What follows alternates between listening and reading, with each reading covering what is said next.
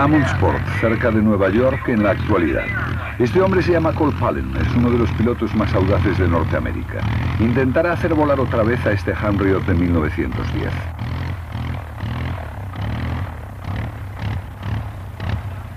Hace medio siglo que el viejo aeroplano de tela, bambú y cable de hierro se pudría en un granero. Colt Palen tardó un año en reconstruirlo. Ahora acaba de conseguir poner en marcha su viejo motor de 40 caballos. ¿Para qué tanto esfuerzo? ¿Para salvar un testimonio del pasado? ¿Por el placer de volar en él? ¿Por el riesgo? Es el momento de la verdad. He aquí al intrépido solo a bordo sin paracaídas como en aquella época.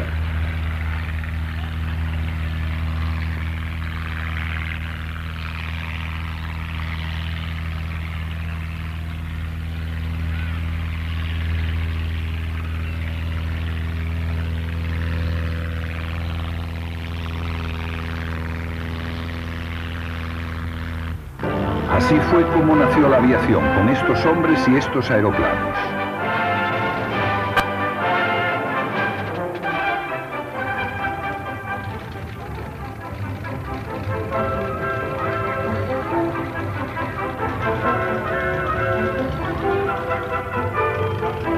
Historia de la aviación.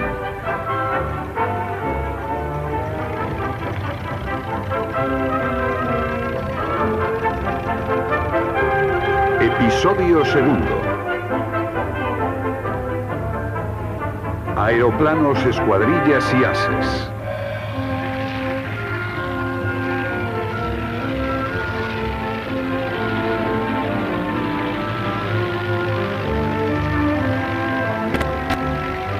Al principio los pilotos celebraban numerosas reuniones. Los Wright, Voisin, Farman y Blériot, el vencedor del Canal de la Mancha, se reúnen en la gran semana de la aviación de Champagne en agosto de 1909.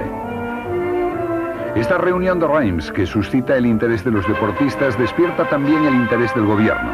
Y si el señor Fallier, el presidente de la República Francesa, se ha desplazado hasta aquí, es para apoyar una industria naciente que por aquel entonces era la mejor del mundo. Pero enseguida aparece la competencia. Los franceses van a Rusia a ofrecer sus aviones, los Voisin. Los americanos van a Japón a vender los suyos, los Curtiss. Pero para vender aviones hay que impresionar al público. Hay que ganar competiciones internacionales como la París-Madrid de 1911. Gilles Védrine aterriza acrobáticamente en la playa de San Sebastián. Su avión ha sido capaz de resistir el esfuerzo. Es un avión sólido, un Morane. Védrine es informado de que va en cabeza.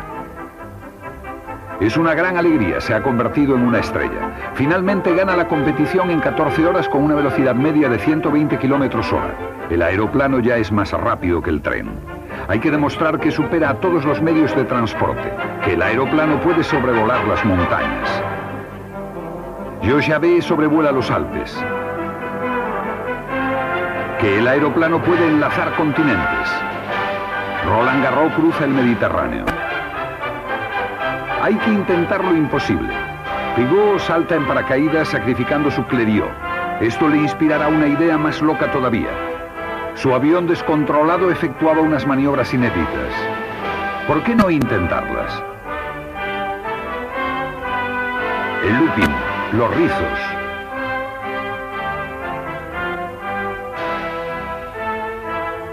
Lo conseguirá frente a 10.000 espectadores sedientos de emociones fuertes. Pigot alcanzará la gloria y Blériot, el fabricante del aeroplano, conseguirá muy buena publicidad.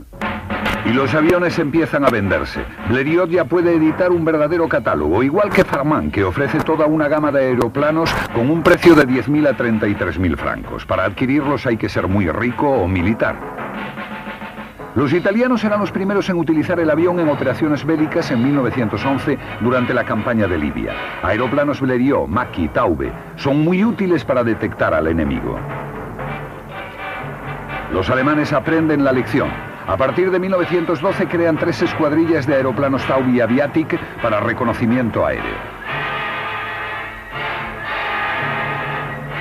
En Gran Bretaña tan solo los marinos construyen unos pocos aeroplanos en talleres como este, reconstruido por John Tanner para el Museo de la RAF en Londres. Fue mucho el tiempo que Inglaterra perdió hasta incorporarse a la industria de la aviación.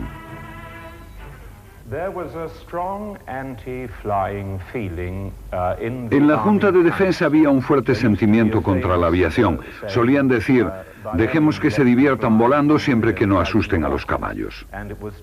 Para ellos, la caballería fue clave hasta la Primera Guerra Mundial. En Francia, el director de la Escuela de Guerra, General Foch, declara, todo eso no es más que deporte, la aviación no tiene ninguna utilidad para el ejército. Un joven politécnico, Georges Belanger, no está de acuerdo. En 1913, siendo teniente, intenta convencer al Alto Estado Mayor. 60 años después, todavía no lo ha olvidado. Era difícil vencer aquellos prejuicios. En primer lugar, había un cierto escepticismo sobre la eficiencia de la aviación como método de reconocimiento. Y en segundo lugar, incluso los altos oficiales pensaban que al disparar, el aeroplano no podría soportar las sacudidas. El retroceso de su propio armamento provocaría un desastre. El avión se desmembraría o perdería las alas o algo por el estilo. Aquellas reticencias de los militares se comprenden al ver aeroplanos como el Caudron G3 de 1914 que nos presenta Jean-Pierre Lafille de la Escuadrilla del Recuerdo.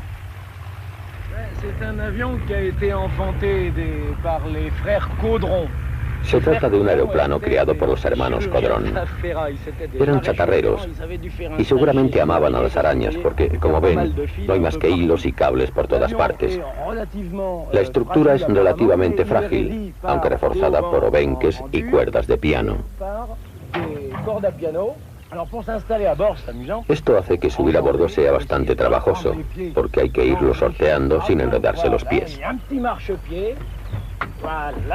Bien, ya estamos a bordo. Durante mucho tiempo, los pilotos no quisieron volar en cabinas cerradas. Tenían miedo de no saber pilotar, sin sentir el efecto del viento y de las corrientes de aire. No había instrumentos aceptables. Había algunos, sí, pero no servían prácticamente para nada.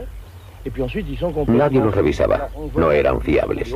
Se volaba con el sonido del obenque, con el silbido del aire y con el ruido del motor que se oía perfectamente, sintiendo las palas de la hélice cortar el aire y sobre la capa las gotas de aceite que escapaban del motor.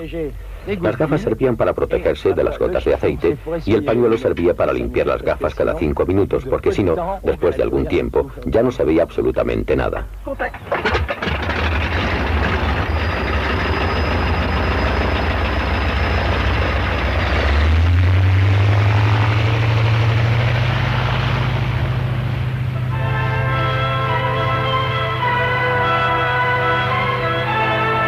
Es un milagro, todavía vuela.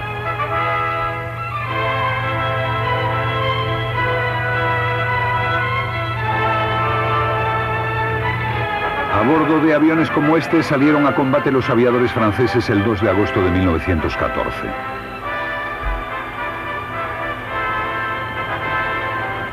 El 3 de septiembre de aquel año el capitán Belanger sale en misión de reconocimiento. Se asoma y ve un movimiento imprevisto de tropas alemanas. Ve cómo el ejército de von Kluck cambia de dirección dirigiéndose hacia el este, hacia la Borgoña. Inmediatamente desvía su rumbo hacia el cuartel general del Sexto Ejército. Varios aviadores más venidos del campamento atrincherado de París lo han observado también. Entre ellos se encuentra Louis Breguet y el teniente Bateau. Y todos comunican esta información capital al general Gallieni. El enemigo ha modificado la dirección de su ataque. Aquello cambiaría la guerra. Gallieni envía todos los taxis de París cargados de soldados hacia el Marne. Joffre desencadena su contraofensiva y gana la batalla del Marne. Desde entonces, los altos estados mayores mirarán con más respeto a estos aviadores que acaban de contribuir a alcanzar la victoria. Eso significa que usted es uno de los responsables de la victoria del Marne. Si usted lo dice. En todo caso, fueron los reconocimientos aéreos hechos por orden mía los que dieron una primera orientación en aquella batalla. Todos los ejércitos beligerantes están preocupados por la incursión de aeroplanos enemigos de reconocimiento. Pero como ningún avión va todavía armado, ¿cómo derribarlos? En Rusia, los Blériot pierden el aliento persiguiendo a los Taube contra los que nada pueden hacer. El 8 de septiembre de 1914, un piloto austríaco, el barón von Rosenthal, sobrevuela el territorio enemigo. El piloto ruso más famoso de aquella época, Nesterov, despechado y furioso, tiene una reacción propia de un oficial del zar. Embiste al austríaco y ambos pilotos mueren entre los restos de sus aeroplanos. ¿Se trata del primer combate aéreo? Quizá no exactamente. Pero un mes más tarde, el 5 de octubre de 1914, el piloto de un Voisin vislumbra un aviatik alemán sobrevolando el Marne. Ese piloto era el teniente Joseph Franz, tenía 24 años y se hizo famoso. Aquí lo tenemos ahora reviviendo aquel momento histórico.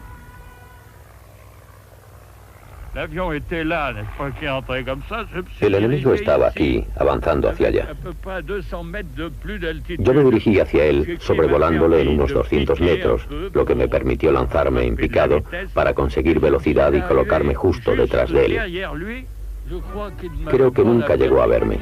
En contra de las órdenes, Franz había hecho instalar una ametralladora. El observador Queneau efectúa 47 disparos. Consiguen así la primera victoria aérea de la historia. Las primeras víctimas, el sargento Schlichting, de 20 años, piloto, y su observador, teniente von Sangen, de 24 años. Aterricé a unos 300 metros en un terreno baldío. Mi compañero y yo nos acercamos. Había ya bastante gente. Una mujer me entregó un ramo de flores, otra llegó con un faisán, pero debo decir que me sentía confundido. Sí, muy confundido, porque desde un avión nunca habíamos causado la muerte de nadie. Desgraciadamente la iban a causar. Siempre a bordo de su Voisin, Franz probará ahora el bombardeo. Hasta entonces los aviadores lanzaban pequeños objetos, incluso ladrillos. A partir de finales de 1914 se embarcan proyectiles reformados y bombas rudimentarias con esbozos de aletas. Las llevábamos en la carlinga para lanzarlas sobre las concentraciones enemigas siempre que era posible, porque a una altitud de 700, 800, 1000 o incluso 1500 metros era muy difícil distinguir sin gemelos de qué se trataba. De modo que el observador arrojaba las bombas por la borda, con muy poca precisión, naturalmente. En las zonas alemanas como Estrasburgo y Metz la actividad es febril. En 1914-1915 la aviación del Kaiser pronto cuenta con más de 500 aviones. Una flota homogénea, temible, compuesta por jóvenes y brillantes prusianos. Uno de ellos, el entonces subteniente Hans-Georg von der Osten, recuerda este épico periodo. Para nosotros, nos dice, era una pasión. Había que enrolarse en la aviación, había que hacerse piloto de caza.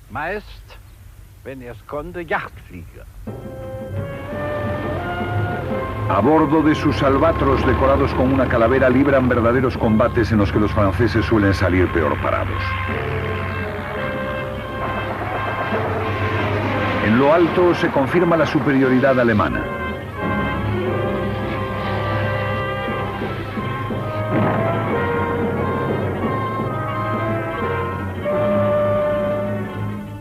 En el bando francés todo cambiará gracias a un hombre, el comandante Barré, que le suplica a Georges que organice un verdadero ejército del aire. Escogerá al comandante de Gaulle para crear el ala de bombardeo, una buena elección. Gracias a sus esfuerzos, después de 6 meses nace una fuerza de 3 escuadrillas. De Gaulle pone a punto los lanzabombas y las miras. Organiza las primeras incursiones en territorio alemán. Para montar las cacerías, Barré escoge a un líder, el comandante de Rosa. Otra buena elección. Este aristócrata convertido en excelente piloto producirá un impulso irresistible. Lo más importante es formar nuevos pilotos, y pronto habrá miles en las escuelas de aviación. Entre ellos se encuentra un joven que ya era famoso cuando se incorporó a la aviación a principios de 1915. Todo el mundo me habrá reconocido, soy yo, aunque hace 60 años. Sí, es el actor André Liguet. Con cierta emoción, vuelvo a ver el avión de mis comienzos. El avión con el que aprendí a pilotar y con el que después enseñé a muchos otros alumnos. Bajo las escarapelas es el título de este libro del dibujante Marcel Jean-Jean. Ha conseguido ilustrar mejor que nadie la vida a menudo divertida e ingenua de aquellos jóvenes aprendices de piloto. Aquellos reclutas tienen 19, 20 años. Para ellos la aviación, su sueño, es antes que nada vivir en un cuartel como los demás donde la disciplina es la principal fuerza del ejército. Y esperan, con angustia e ilusión, se preparan para el gran día, aquel en que subirán por primera vez a un aeroplano. Enseguida nos tocaba volar, porque en aquella época se tardaba 3 meses en instruir a un piloto. Yo llegué a la escuela de Crotoy en mayo y conseguí el título de piloto exactamente el 31 de julio de 1915. Antes de aprender a volar había que aprender a rodar en línea recta. Así que nos hacían practicar en un pequeño avión al que se le habían recortado las alas para que no pudiera despegar. No hace falta que le diga que íbamos a toda velocidad e intentábamos que el avión despegara, pero era prácticamente imposible. A veces, si una ráfaga de viento fuerte golpeaba el timón de dirección, ocurría lo que llamábamos el caballo de madera. El avión giraba sobre sí mismo y entonces, si el viento era suficientemente fuerte o si no apagabas el motor enseguida, te arriesgabas a clavar el morro en tierra con la cola en el aire.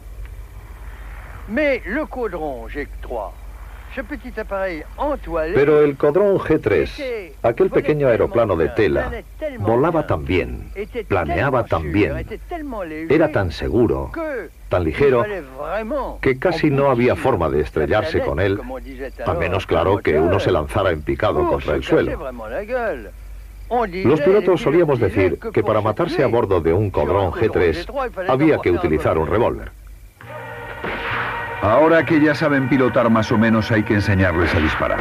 Allí están todos, antiguos artilleros, soldados de infantería, jinetes, impacientes por convertirse en pilotos de guerra, entrando en contacto con el armamento de los aviones.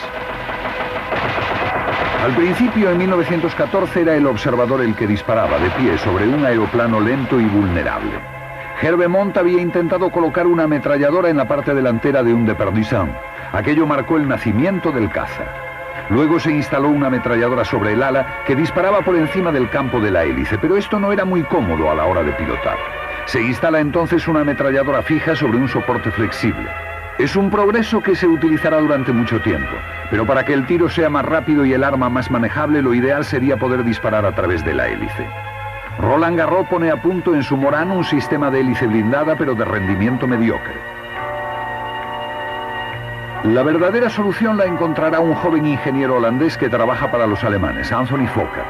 En su sistema, la hélice controla el disparador del arma, impidiendo que actúe justo cuando las palas están delante del cañón, liberándolo después. Es la sincronización.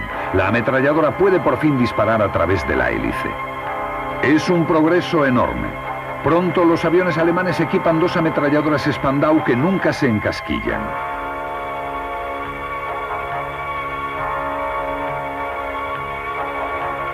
Gracias a ellas, los pilotos alemanes se sienten los amos del cielo. A 5.000 metros de altitud, sin miedo al frío ni a la falta de oxígeno, buscan a sus presas por el cielo de Francia.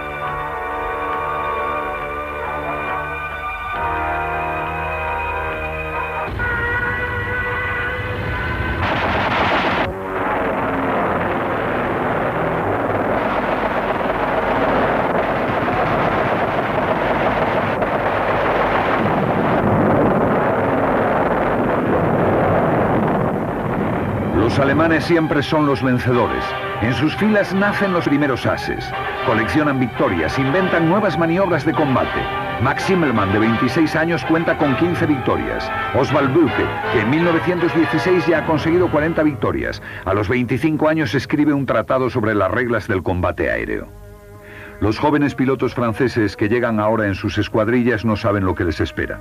Verdun, 1916. Muchos pilotos serán sacrificados en misiones de reconocimiento. Uno de ellos tuvo la suerte de escapar con vida. También él era una celebridad antes de la guerra, el boxeador Georges Carpentier, enviado en misión sobre la zona de Douaumont. A été très difficile car le temps était très mauvais. Fue difícil porque hacía muy mal tiempo. Teníamos que volar a baja altura y volví a la base con el avión acribillado de impactos y con ramas y matojos, porque tuve que volar muy bajo para poder dar información a nuestros soldados de infantería. He aquí las fotos de esos reconocimientos aéreos, el fuerte de Dumont bajo el fuego de la artillería. Y he aquí las imágenes, un paisaje prácticamente lunar. Al contemplarlo desde el cielo, los sacrificados pilotos no podían evitar pensar que había gente más sacrificada aún que ellos. Para los pilotos era 100 veces mejor estar allí arriba, fuera cual fuera el peligro al que se enfrentaran en el aire. Escuchemos la voz de un hombre que ha vivido estas dos circunstancias, un soldado de infantería metido a aviador, el coronel Barbu. Veuillez penser à l'état d'esprit d'un homme qui était sorti des trous de l'infanterie. En las trincheras, los hombres de infantería soportaban noches bajo la lluvia, horribles amaneceres, hambre, sed, cansancio, agotamiento. Era realmente espantoso.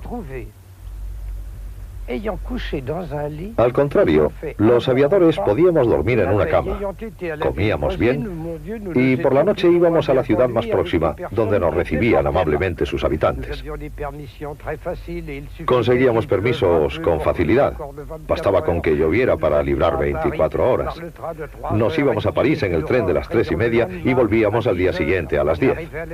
Llegábamos a la base, nos acostábamos y dormíamos todo lo posible. Pero a las 3 estábamos en pie, cada uno en su puesto. Un sector clave, Verdun. Allí la aviación francesa cumplirá una misión esencial.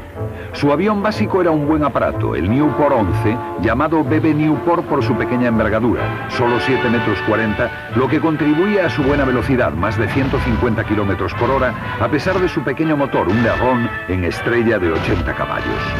Bien armado, muy maniobrable, era una excelente máquina de guerra. Los alemanes habían encontrado la horma de su zapato. Una victoria más para los franceses. Sin embargo, no es nada fácil adjudicarse una victoria. El testimonio del piloto no es suficiente. El avión enemigo tiene que caer dentro de las líneas propias y dos testigos que no conozcan al piloto y que no se conozcan entre sí deben dar una narración detallada del combate. Pero cuando la victoria queda por fin homologada, el piloto tiene derecho a una mención en el cuadro de honor del ejército francés. Hacían lo imposible por conseguir esa mención. Paul Tarascon, 12 victorias. Nos animábamos mutuamente. Por ejemplo, cuando llegábamos por la mañana decíamos, el que derribe menos boches esta semana pagará los desayunos. Gilbert Sardier, 15 victorias. En combate no había tregua. Si no derribábamos al adversario, él nos derribaba a nosotros. Pero terminada la pelea, no nos guardábamos rencor. Era el espíritu del piloto de caza. Armand de Turenne, 15 victorias. En la aviación había un espíritu caballeresco. Probablemente el pobre soldado de infantería que se arrastraba por el fango carecía de aquel espíritu. Erthaud, 21 victorias. Creo que éramos un poco como Pieles Rojas en pie de guerra, persiguiendo la cabellera del enemigo, aunque nunca llegamos a tanto. Quizás estaban un poco chiflados. Se dice que Bourgeat, el seminarista, bendecía a sus víctimas antes de derribarlas. Curiosos personajes, como el primer gran as Nungesé con 45 victorias, o como Navarre, el centinela de Verdun. Navarre era un piloto extraordinario. En cuestión de pilotaje era... pero estaba un poco loco. Nungesé tenía un valor fantástico. Pilotaba muy mal, pilotaba como un chiflado, pero tenía una suerte impresionante. Navarre también, claro. Reventaba los aviones, pero desde luego tenía un valor fantástico. El mando se esforzará en disciplinar a estas extraordinarias y caprichosas individualidades hasta convertirlas en engrasados componentes de unidades de combate, en escuadrillas, grupos de 6 aviones organizados y eficaces. Escuadrillas cuyas insignias se harían famosas: el gallo, el águila, la antorcha y sobre todo la cigüeña, el emblema de la tercera escuadrilla del comandante Broca. Él definirá las tácticas de combate y convertirá sus cigüeñas en el primer grupo de caza. El piloto estrella fue Guynemer. A finales de 1916 ya había conseguido 30 victorias. El general Franchet d'Espèrey le nombra oficial de la Legión de Honor. Era entonces capitán. Él, que había sido rechazado 2 veces por el ejército y que aún parecía un niño cuando se presentó a quien fue su instructor, Paul Tarascon.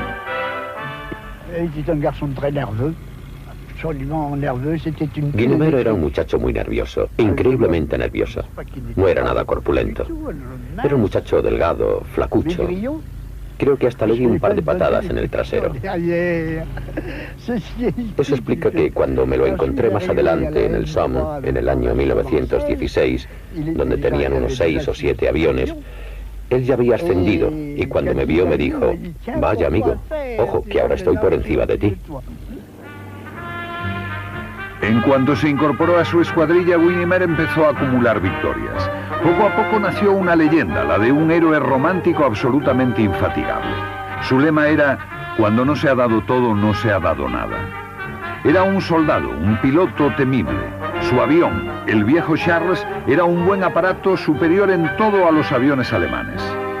Primero fue un Spad 7 y después el Spad 13 con motor hispano-suizo de 220 caballos que, lanzado a más de 200 kilómetros por hora y con 2 ametralladoras sincronizadas, no dejaba la menor posibilidad al enemigo. Uno de sus adversarios fue Joseph Jacobs, 41 victorias, el último gran as de la aviación imperial alemana. Fue el último en llevar la famosa Cruz del Mérito, el Blue Max. Él luchó contra Guynemer.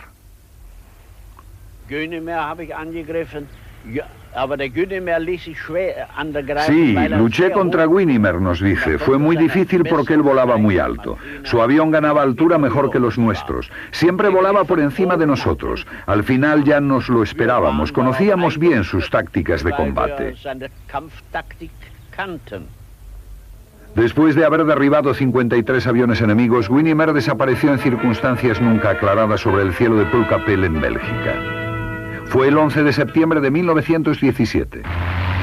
Sobre el cielo francés no solo había aviones Nieuport y Spad, también había cientos de aparatos ingleses.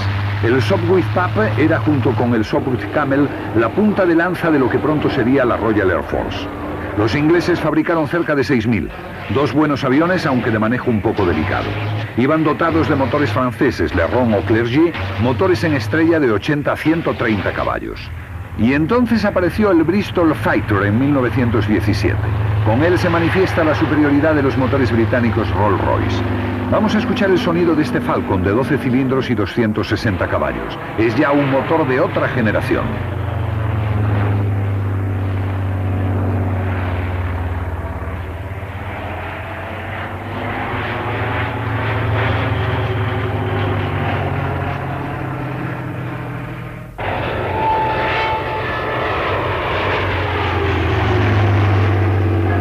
Con estos aparatos el Imperio Británico conseguirá varios ases. El canadiense William Bishop conseguirá 72 victorias y el inglés Edward Manock 73. Un impresionante palmarés. Pero los ingleses no le conceden tanta importancia a la figura del as.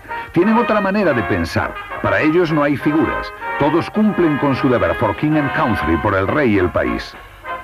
Así nos lo cuenta uno de aquellos últimos y desconocidos ases ingleses, Leonard Rochefort, con 12 victorias. Well, I think we thought we were always very keen to do the job, you know, do the job we had to do. Solo pensábamos en hacer bien nuestro trabajo. Era un trabajo que nos gustaba. Despegábamos y solo pensábamos en derribar todos los aviones posibles. And we were always keen to sort of see how many we could shoot down. I felt just as though I'd scored a goal at playing football, or scored a try playing rugby. Era como si marcáramos goles jugando al fútbol o ensayos jugando al rugby. Puede que les parezca extraño, pero al fin y al cabo éramos jóvenes y no le dábamos mayor importancia. No pensábamos en ello. Sencillamente lo hacíamos. Para otros combatientes como los italianos se trataba de la alegría de luchar, del valor total. El comandante Francesco Baracca acaba de conseguir su victoria número 34. Ha venido a animar al poeta Gabriel D'Annunzio, que prepara unas octavillas para lanzarlas sobre Viena. Unas octavillas en las que proclama: somos el viento de la libertad. Los italianos, la locura magnífica. Los belgas, coraje tranquilo encarnado en la imagen del gran Billy Coppens de Haut-Hulst. Se especializó en la caza de Draken en el cielo de Flandes.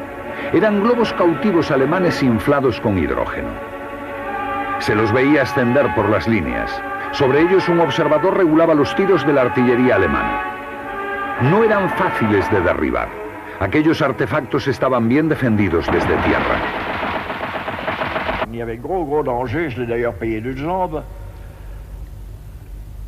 Era muy peligroso. Yo, por cierto, lo pagué con una pierna. Pero claro, ¿qué quiere usted? Cuando la infantería, donde yo había servido durante 1 año y medio, necesitaba un aviador, pues íbamos. Y como se dirigían a mí personalmente, yo acudía. Billy Coppens cuenta que las balas atravesaban a menudo el globo, pero sin causar grandes daños. El observador disponía de un paracaídas, algo muy poco frecuente en aquella época. Los hombres que esperaban abajo podían recuperar el globo dañado, arreglarlo y utilizarlo de nuevo.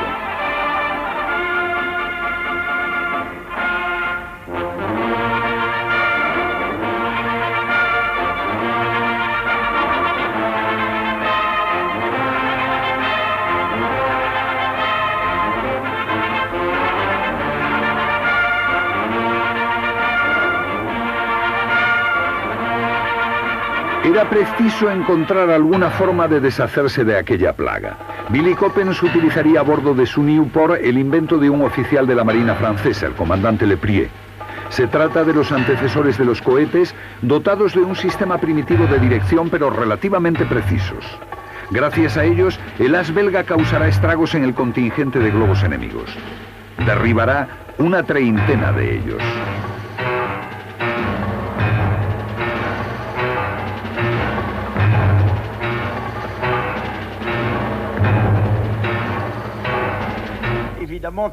Siempre que lo conseguía, me embargaba una formidable euforia que curiosamente desaparecía en cuanto aterrizaba. Al día siguiente, vuelta a empezar.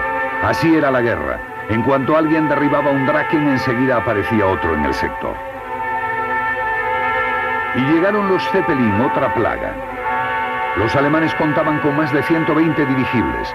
Con ellos comienzan los bombardeos nocturnos sobre París y Londres.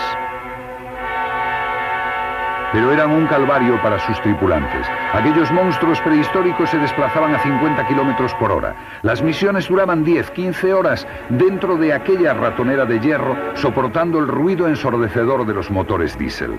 Los cazas ingleses los vienen a ametrallar e incluso bombardean.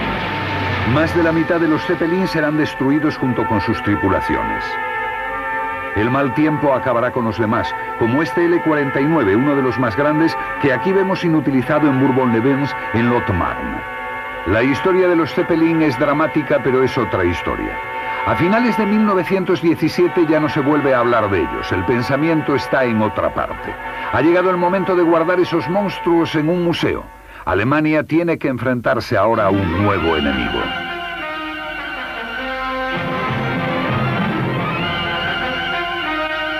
La entrada en guerra de los Estados Unidos el 6 de abril de 1917 es una gran alegría para los aliados. Hace mucho tiempo que se desesperaba. Por supuesto, ya había un puñado de norteamericanos luchando en Europa, los voluntarios de la escuadrilla Lafayette con su famosa insignia, la cabeza de un Sioux. Entre ellos hay héroes como Lafbury, 17 victorias, caído en Francia. William Lambert, de Chicago, luchó desde 1915 con los canadienses. Como todos los pilotos norteamericanos, es muy explícito sobre lo que era en 1917 la aviación de los Estados Unidos. Cero. No teníamos nada. Debíamos utilizar material francés e inglés. No teníamos ni un solo avión, ni uno solo. Los ingleses y franceses tuvieron que proporcionarnos aviones y enseñarnos a pilotar.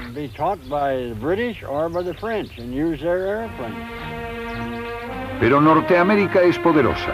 3 meses después de su entrada en guerra, las fábricas trabajan a pleno rendimiento. Se fabrican bajo licencia y a toda prisa los mejores aviones de los aliados. De este modo, 5.000 de Havillands DH-4 saldrán de las fábricas americanas. 10.000 pilotos serán formados, 2.500 serán enviados a Francia. Formarán el 45 Escuadrón de Combate. Sus escuadrillas de primera línea tendrán su peso en el curso de la guerra y en el momento adecuado. Eso es lo esencial para los americanos, intervenir en gran número sin preocuparse de las proezas individuales. No había ases, sino pilotos que estaban en el lugar adecuado en el momento adecuado. Y esto era sobre todo cuestión de suerte. Nuestros muchachos eran buenos pilotos, excelentes pilotos de combate, pero algunos de ellos no derribaron ni un solo avión alemán. Pero sí que hubo ases. El propio William Lambert derribó 22 aviones alemanes. Es el segundo as americano, justo detrás del capitán Eddie Rickenbacker, 26 victorias, el ídolo de América. La leyenda dice que el peor adversario de todos ellos fue el Barón Rojo. Su nombre, Manfred von Richthofen, 25 años. A finales de 1917 contaba con más de 50 victorias. ¿Por qué le llamaban el Barón Rojo? Un piloto de su escuadrilla, Hans-Georg von der Osten, nos lo explica. Le llamaban el Barón Rojo porque siempre hacía pintar sus aviones de rojo. Al principio le decíamos, ten cuidado, así te detectarán con más facilidad. Pero él contestaba, no, de esta forma impresionaré al enemigo en cuanto me vea. Su avión favorito era el Fokker DR-1, el famoso Fokker triplano. Anthony Fokker lo diseñó especialmente para Richthofen.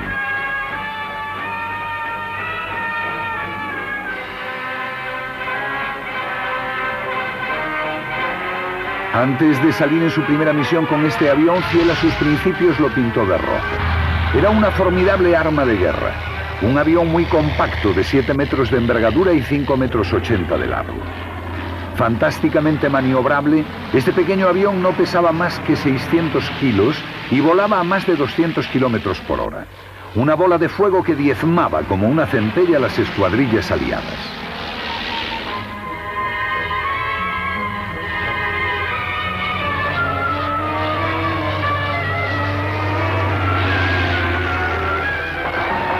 Otro Sopwith fuera de combate. Los ingleses detestaban al Barón Rojo. Leonard Rochford tuvo un encuentro con él mientras sobrevolaba el Somme.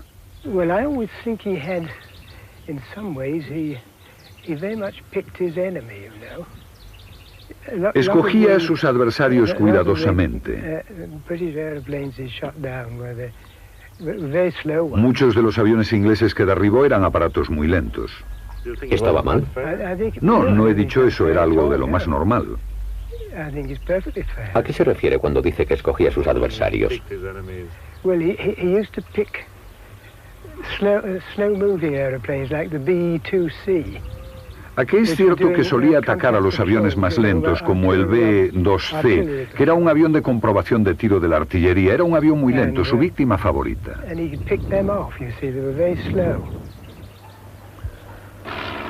Los pilotos aliados recibieron la orden, derribar a Richthofen. Todas las escuadrillas inglesas y americanas buscaban su triplano rojo escurridizo y letal. No se sabe a ciencia cierta cómo murió.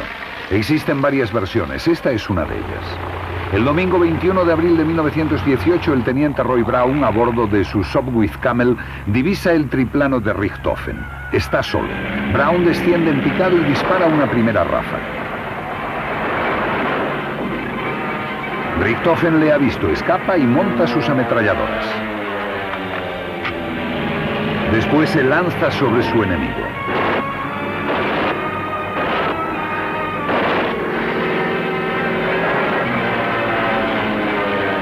Pero aquel día Brown será el mejor de los dos. Vira muy cerrado, pasa sobre la cola de Richthofen y dispara una ráfaga mortal.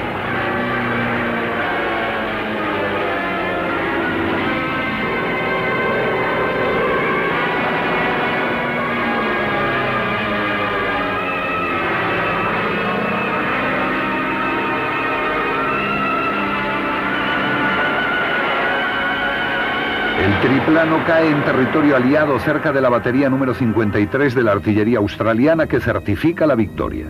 Los periodistas se apresuran a contemplar los restos del avión del Barón Rojo. Los australianos organizan de inmediato los funerales.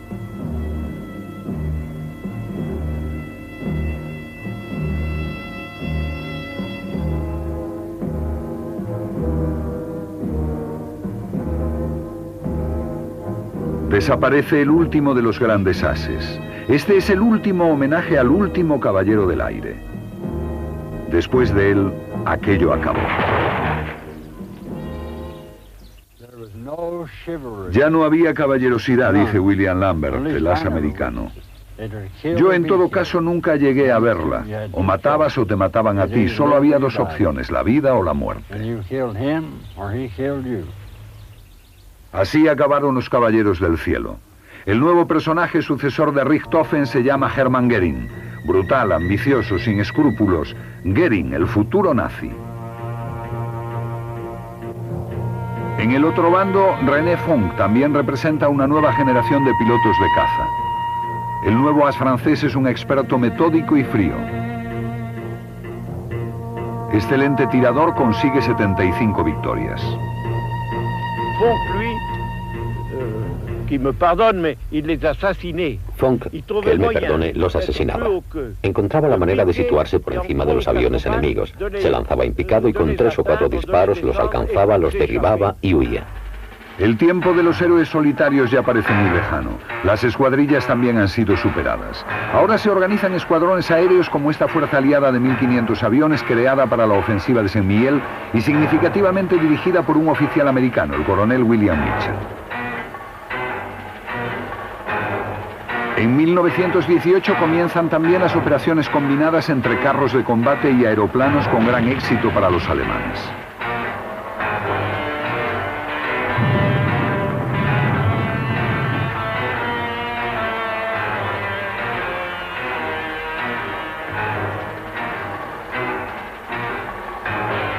En detrimento de Francia, 1918 es el año de los bombarderos. Este es el enorme Short Bomber, de 3 toneladas de peso. He aquí el Caproni CA-42, 6 toneladas, capaz de cargar 1 tonelada de bombas. Ya estamos muy lejos de los lanzadores de aquellos pequeños objetos. Se ha progresado mucho en 4 años. Y luego los mastodontes. En el otoño de 1918 llegan los Audley Page, 400 y 1500.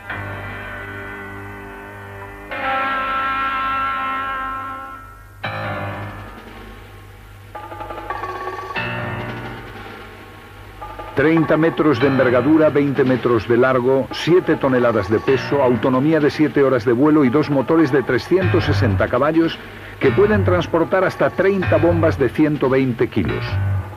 Es decir, cerca de 4 toneladas de explosivos. Ese fue el gran cambio de 1918.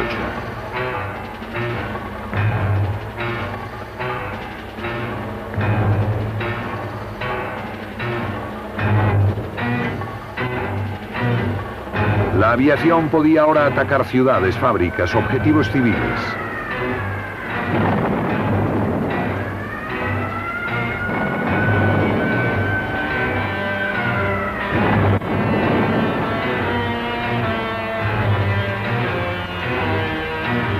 Es una guerra de máquinas y una guerra entre industrias. Las cifras de producción son sorprendentes. Durante el conflicto, Alemania fabrica 38.000 aviones, Inglaterra 49.000 y Francia 51.000. El precio medio de un avión en 1918 era de 17.000 francos oro. Y Breguet fabricó por sí solo 5.500 unidades de su Breguet 14. Aquel modesto inventor de 1913 se había convertido en Monsieur Louis Breguet, un próspero industrial.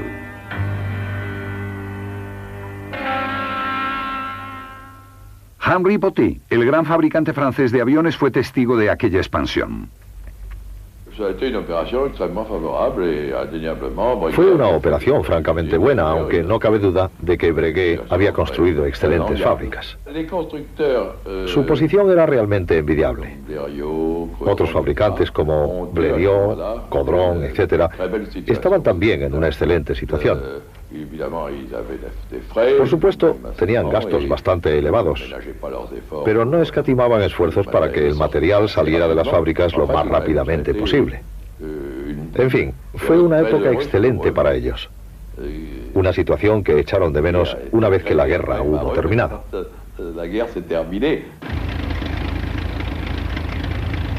Sí, se sentían nostálgicos, tanto como los que hoy en día vuelan en estos aviones de guerra y como los que los contemplan con su mente llena de recuerdos. Como Joseph Jacobs.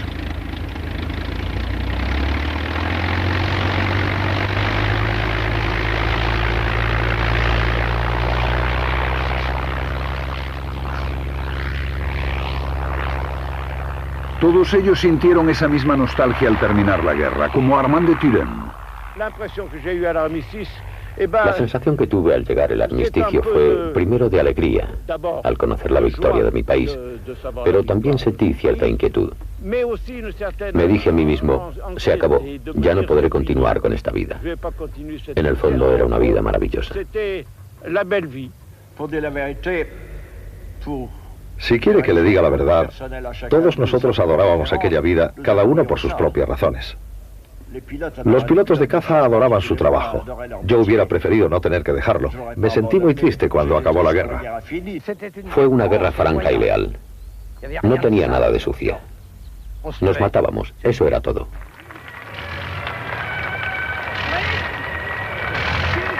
$5.600 aviadores franceses, 7.500 ingleses, 11.400 alemanes murieron en el aire.